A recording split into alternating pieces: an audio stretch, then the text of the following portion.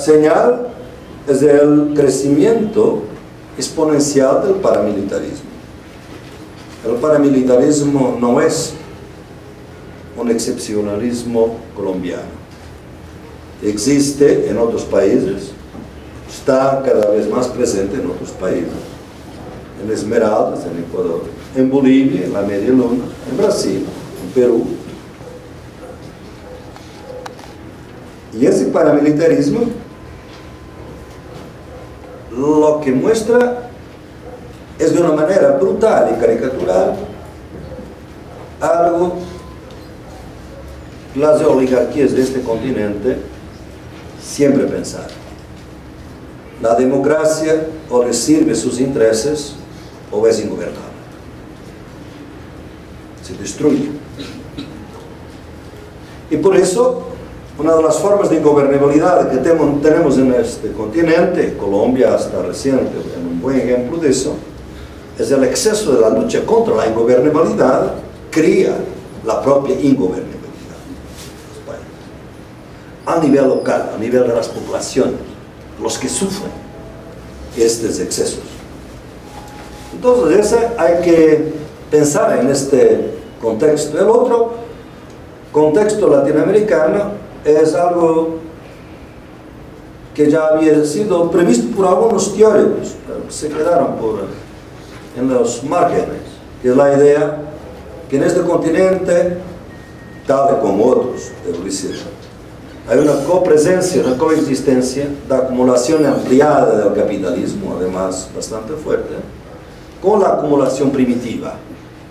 La acumulación ampliada, por los que tienen alguna información sobre el marxismo, la acumulación ampliada es la que ocurre por medios económicos normales, por el trabajo y por la explotación del trabajo.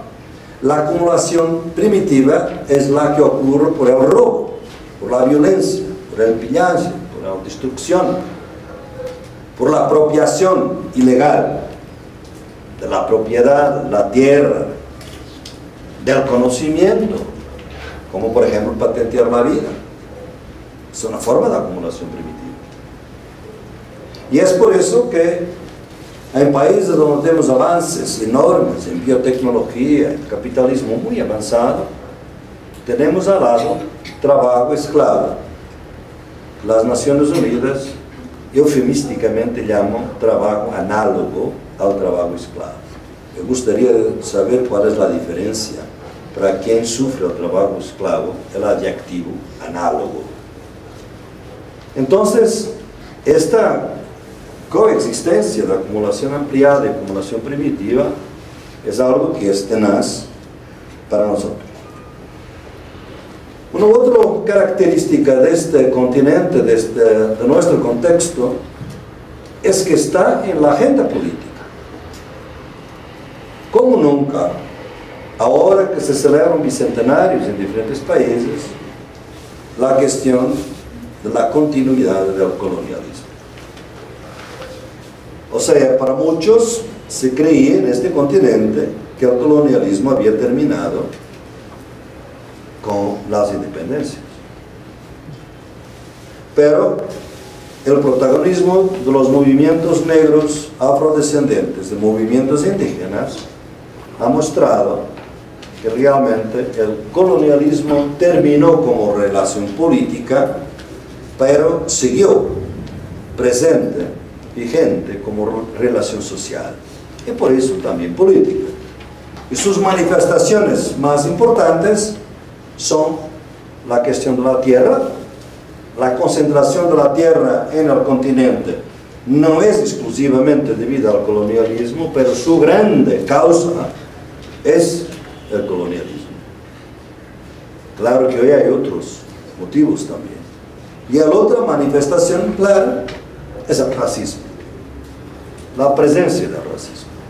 Y finalmente vemos países como el Brasil, que se consideraba la democracia racial, donde no había racismo. Finalmente el gobierno ha reconocido que la sociedad es racista y que es necesario introducir discriminación positiva, acciones afirmativas, por ejemplo, para la entrada en la universidad.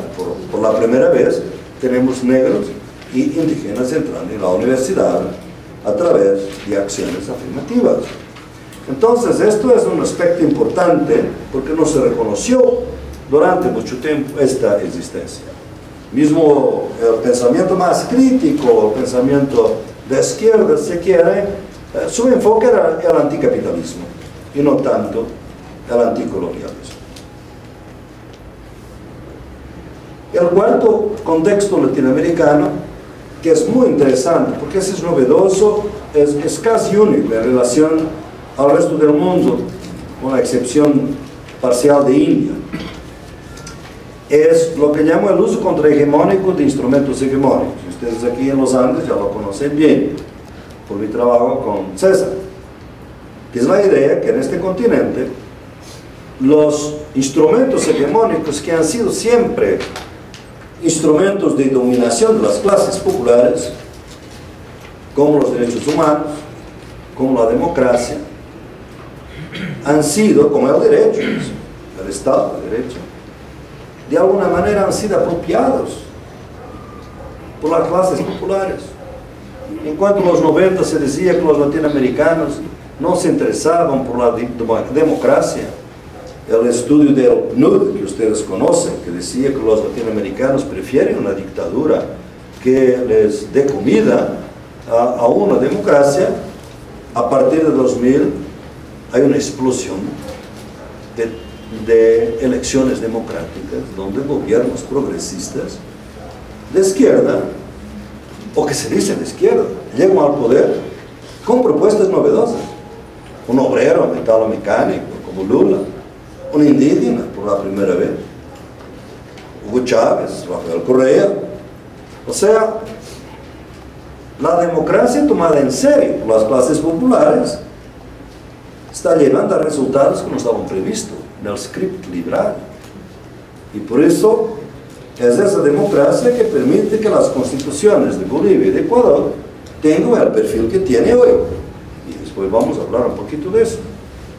Entonces, este uso contrahegemónico, lo mismo con los derechos humanos, que durante mucho tiempo tuvieron un marco liberal, de alguna manera, van a ser apropiados por los movimientos indígenas y por las mujeres antes, y por los afrodescendientes, y tenemos los derechos colectivos en el continente. Y eso también es una novedad, porque los derechos colectivos nunca habían sido realmente considerados dentro del, digamos, del canon de los derechos humanos. Entonces, nosotros tenemos esta gran novedad, de alguna manera. No es que no se utilizó en el pasado, pero ahora es más presente. Movimientos que, por ejemplo, antes decían democracia, eso es la burguesía, nosotros queremos la revolución. Hoy usan la democracia. El movimiento Los Sin Terra en Brasil, por ejemplo, se rehusaba a ir al tribunal, a las cortes, a los jueces, porque los jueces son burgueses. Hoy hay un movimiento fuerte de abogados populares que se preparan técnicamente a lo mejor en sus facultades de derecho para defender jurídicamente, con buenos argumentos legales, la lucha de los Sin Terra. Yo acabo de publicar en American Bar Foundation un artículo con una colega brasileña sobre el acceso al derecho y las estrategias jurídicas del movimiento de los Sin Terra. Eso es nuevo, no estaba. Además es nuevo este uso contrahegemónico porque nosotros en el siglo XX y en este continente más que otro, hice esta distinción radical entre medios democráticos y medios revolucionarios. Bien, tenemos 3 países donde se habla de revolución: revolución bolivariana en Venezuela, revolución ciudadana en Ecuador, revolución comunitaria en Bolivia,